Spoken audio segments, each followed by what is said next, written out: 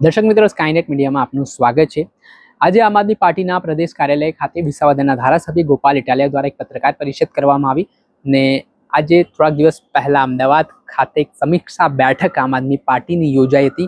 તેને લઈને મહત્વની ચર્ચાઓ થઈને આ ચર્ચા બાદ હવે આગામી દિવસોમાં કઈ રીતની ચૂંટણી લડવી તે માટે સંગઠન છે તેનું માળખું બદલવામાં આવ્યું છે। કેટલાક નેતાઓને ઉપપ્રમુખ અને કેટલાક નેતાઓને સંગઠનના મંત્રી તરીકેની જવાબદારી સોંપવામાં આવી છે, જેને લઈને વિસાવદરના ધારાસભ્ય ગોપાલ ઇટાલિયાએ આજે જાહેરાત કરી છે। કોને શું સ્થાન આપવામાં આવ્યું છે તેને લઈને શું કહી રહ્યા છે ગોપાલ ઇટાલિયા, તેમને આજે આ પ્રેસ કોન્ફરન્સમાં ઉપસ્થિત સૌ મીડિયા મિત્રોનું સ્વાગત છે। જે રીતે ગુજરાતની સ્થાનિક સ્વરાજ્યની ચૂંટણીમાં આમ આદમી પાર્ટી માટે અભૂતપૂર્વ અને ઐતિહાસિક પરિણામ આવ્યું, એ જોતા પાર્ટીના સૌ કાર્યકર્તાઓમાં અને જનતામાં એક ઉત્સાહ અને ઉર્જાનો માહોલ છે। ગુજરાતના ઇતિહાસમાં ક્યારેય પણ ભાજપ કે કોંગ્રેસ સિવાયની કોઈ પણ પાર્ટીએ 5000 કરતા પણ વધુ ઉમેદવારો તાલુકા, જિલ્લા, નગર, મહાનગરપાલિકાની ચૂંટણીમાં ઊભા રાખ્યા નથી। આમ આદમી પાર્ટી એ ગુજરાતના ઇતિહાસની પહેલી એવી પાર્ટી છે કે જેણે ભાજપ અને કોંગ્રેસ સિવાય એક જ સિમ્બોલ ઉપર 5000 ઉમેદવારો ઊભા રાખ્યા અને એમાંથી 500 કરતા પણ વધુ તાલુકા પંચાયત, જિલ્લા પંચાયતના સભ્યો જીતીને જે આવ્યા છે, એ પણ ગુજરાતના ઇતિહાસમાં પહેલી વખત છે કે ઝાડુના એક જ નિશાન ઉપર 500 કરતા વધુ સ્થાનિક સ્વરાજના ઉમેદવારો જીતે। જનતાએ 2022માં આમ આદમી પાર્ટીને મત આપ્યા પછી આ પહેલી ચૂંટણી છે કે જેમાં આમ આદમી પાર્ટી આખા ગુજરાતમાં ઉમેદવારો ઊભા રાખ્યા। 22માં પણ જનતાએ આશીર્વાદ આપ્યા અને 26માં પણ જનતાએ આશીર્વાદ આપ્યા। એ બતાવે છે કે આમ આદમી પાર્ટીનો જનાધાર દિવસે ને દિવસે મજબૂત બનતો રહ્યો છે, મોટો બનતો રહ્યો છે અને એટલે જનતાની આશા, જનતાનો વિશ્વાસ અને જનતા જે ઈચ્છે છે એ કામ, એ લક્ષ્ય પૂરું કરવા માટે થઈ અને આમ આદમી પાર્ટીની એક મંથન મીટિંગ મળી હતી, સમીક્ષા બેઠક મળી હતી। એમાં પ્રદેશભરના અમારા હોદ્દેદારો આવ્યા હતા અને આખા દિવસની મનોમંથન મીટિંગ થયા બાદ પ્રદેશ કક્ષાના સૌ આગેવાનો ભેગા મળી અને મિશન 2027 કે કેવી રીતે 2027માં આમ આદમી પાર્ટીની સરકાર બનાવવાનું લક્ષ્ય મેળવી શકાય, એ માટે થઈ અને માનનીય ગોપાલ રાય સાહેબના માર્ગદર્શન હેઠળ, માનનીય ઈશુદાનભાઈ ગઢવી અને માનનીય મનોજભાઈ સોરઠિયાના નેતૃત્વ હેઠળ એક નવી સંગઠનની ટીમ રચવામાં આવી છે।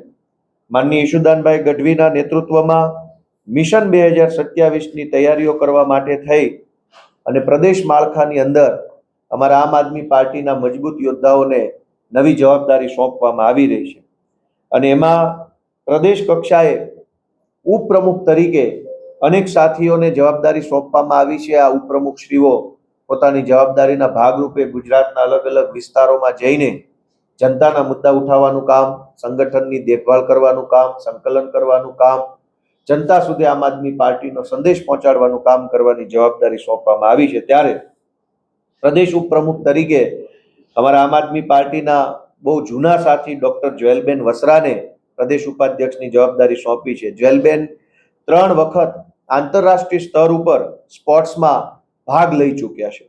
પોતે ટેનિસ ફેડરેશનના પ્રમુખ છે ભારતની અંદર। તેઓ પીએચડી કરેલું છે મનોવિજ્ઞાનની અંદર અને આમ આદમી પાર્ટીના ખૂબ જૂના સાથી છે। હમણાં સુધી એ કાર્યકારી અધ્યક્ષની જવાબદારી નિભાવતા હતા।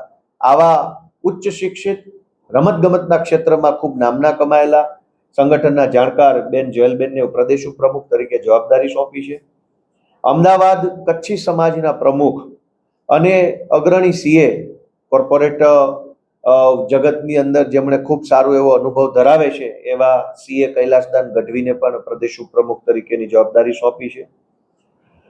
હા, હું લડીશ એવો નારો આપનારા અમારા આમ આદમી પાર્ટીના પાયાના કાર્યકર્તા, ખૂબ જૂના સમયથી આમ આદમી પાર્ટી સાથે જોડાઈ દક્ષિણ ગુજરાતમાં સંગઠન મજબૂત કરવાનું કામ જેમણે કર્યું છે અને 2022ની ચૂંટણીમાં કામરેજ મત વિસ્તારમાં 1 લાખ કરતા પણ વધુ મત મેળવીને જેમણે ડંકો વગાડ્યો છે એવા શ્રી રામભાઈ ધડુકને પ્રદેશ ઉપપ્રમુખ તરીકે સ્થાન આપવામાં આવે છે।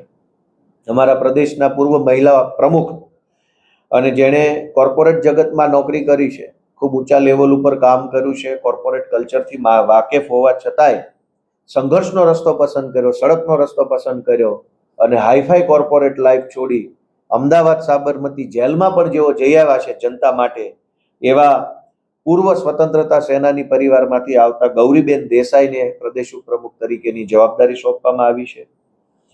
અમારા યુવા આગેવાન, ગુજરાતના હજારો કરોડો યુવાનો માટે જેઓ સતત લડતા આવ્યા છે, ખાસ કરીને પેપર લીક બાબતે જેમણે ખૂબ ઊંચું કામ કર્યું છે. કોઈ પણ ભરતીનું પેપર લીક થાય, આઈબીને કે સરકારને કે પોલીસને ખબર પડે એ પહેલા યુવરાજસિંહ એવા આરોપીઓ સુધી ને ઘટનાના મૂળ સુધી પહોંચી જાય છે. એવા લડાયક યુવાન યુવરાજસિંહ જાડેજાને પણ આમ આદમી પાર્ટીમાં પ્રદેશ ઉપપ્રમુખ તરીકે જવાબદારી સોંપવામાં આવી છે. આમ આદમી પાર્ટીને છેક છેવાડાની બોર્ડર, રાજસ્થાન બોર્ડર ઉપર આમ આદમી પાર્ટીની તાલુકા પંચાયત બની, કોશીના, ખેડબ્રહ્મા આ મત વિસ્તારની અંદર પણ છેક એકદમ અંતરિયાળ વિસ્તારમાં આમ આદમી પાર્ટીનો ઝંડો બુલંદ કરનારા આદિવાસી સમાજના આગેવાન બિપિનભાઈ ગામેતી, એમને પણ પ્રદેશમાં ઉપપ્રમુખ તરીકે જવાબદારી સોંપવામાં આવી છે. એવા જ આદિવાસી સમાજના આગેવાન 10 કરતાં પણ વધુ આદિવાસી આંદોલનો કર્યા છે અને ખાસ કરીને આદિવાસી સમાજનો એક મહત્વનો ગંભીર મુદ્દો છે નકલી આદિવાસી સર્ટિફિકેટ. એ નકલી સર્ટિફિકેટ બાબતે લાંબા સમયથી જે લડાઈ લડી રહ્યા છે એવા આદિવાસી સમાજના કદાવર આગેવાન રાજુભાઈ વલવાઈ, એને પણ આમ આદમી પાર્ટીના પ્રદેશ ઉપપ્રમુખ તરીકે જવાબદારી સોંપવામાં આવી છે. કોળી સમાજના ખૂબ સારા એવા આગેવાન, સુરેન્દ્રનગર પંથકમાં કોળી સમાજ માટે હંમેશા સક્રિય અને સજાગ વ્યક્તિત્વ કહી શકાય એવા આમ આદમી પાર્ટીમાંથી ચૂંટણી લડેલા અને બહુ નજીવા માર્જિનથી ચૂંટણી જીતી નતા શક્યા એવા મયુરભાઈ સાકરિયા પણ પ્રદેશના ઉપપ્રમુખ તરીકે જવાબદારી સંભાળવાના છે. ઉત્તર ગુજરાતમાંથી ઠાકોર સમાજના આગેવાન છે, અખિલ ક્ષત્રિય ઠાકોર એકતા સમિતિના પ્રદેશ પ્રમુખ છે, ફિલ્મી જગત સાથે સંકળાયેલા છે અને સમાજ સેવામાં ખૂબ ઊંચું નામ છે એવા રાજકરણભાઈ ઠાકોર, એમને પણ પ્રદેશના ઉપપ્રમુખ તરીકે જવાબદારી સોંપવામાં આવી છે. નશા મુક્તિ અભિયાન માટે જેઓ હંમેશા સક્રિય રહે છે, કચ્છમાં આપણે જોયું હશે હમણાં કે દારૂના બાબતમાં જનતા રેડ કરી અને એમણે ખોટી રીતે હેરાનગતિનો સામનો કરવો પડ્યો છે. પોતે બહુ નિષ્ણાંત ડોક્ટર છે, ખૂબ સારું એવું એમનું પર્સનલ જીવન છે, ડોક્ટર છે, પૈસા કમાય છે, સારી લાઈફ જીવી શકે એમ છે, તેમ છતાંય સમાજનું કામ કરવા, લોકોને ઉપયોગી બનવા માટે જેઓએ અભિયાન હાથ ધર્યું છે એવા કચ્છથી અમારા ડોક્ટર કાયનાતબેન અંસારી આથા, એમને પણ પ્રદેશના ઉપપ્રમુખ તરીકે જવાબદારી સોંપવામાં આવે છે. અને હમણાં જેમણે ગોંડલની અંદર ડંકો વગાડ્યો છે, ગોંડલ વિશે આપણે બધા અહીંયા અમદાવાદમાં બેસીને ખૂબ સાંભળ્યું છે કે ભાઈ ત્યાં મિર્જાપુર જેવો માહોલ છે. સાચું ખોટું સ્થાનિક લોકોને વધારે ખબર હોય, અમને ખબર હોય, પણ બોલીએ નહીં બહુ. પણ ગોંડલ કે જ્યાં ડરનો માહોલ છે, ભયનો માહોલ છે, અને આપણે જોયું છે ઉપરા ઉપરી અનેક ઘટનાઓ ગોંડલમાં બની, હત્યાની, અપહરણની, લૂંટની, અને બધી જ ઘટનાઓ છેલ્લે દબાવી દેવામાં આવી. એવા ગોંડલમાં હિંમતથી જે અમારી રાણી લક્ષ્મીબાઈની જેમ લડાઈ લડે છે અને જેણે આંતરરાષ્ટ્રીય કુર્મી સેનાના ગુજરાત પ્રમુખ તરીકે જવાબદારી સંભાળી છે, હ્યુમન રાઇટના પ્રદેશ અધ્યક્ષ તરીકે જવાબદારી સંભાળી છે, અને ગોંડલમાં હમણાં જિલ્લા પંચાયતની 1 સીટ અને તાલુકા પંચાયતની અનેક સીટો જીતાડવા માટે જેમણે યોગદાન આપ્યું છે એવા જિગીશાબેન પટેલને પણ પ્રદેશના ઉપપ્રમુખ તરીકે જવાબદારી સોંપવામાં આવે છે. અને એવા જ એક દલિત સમાજના આગેવાન, નિવૃત્ત પોલીસ અધિકારી છે, રાષ્ટ્રપતિ એવોર્ડ આપેલો છે, ભારતના રાષ્ટ્રપતિએ જેને સારી કામગીરી માટે સન્માનિત કર્યા છે.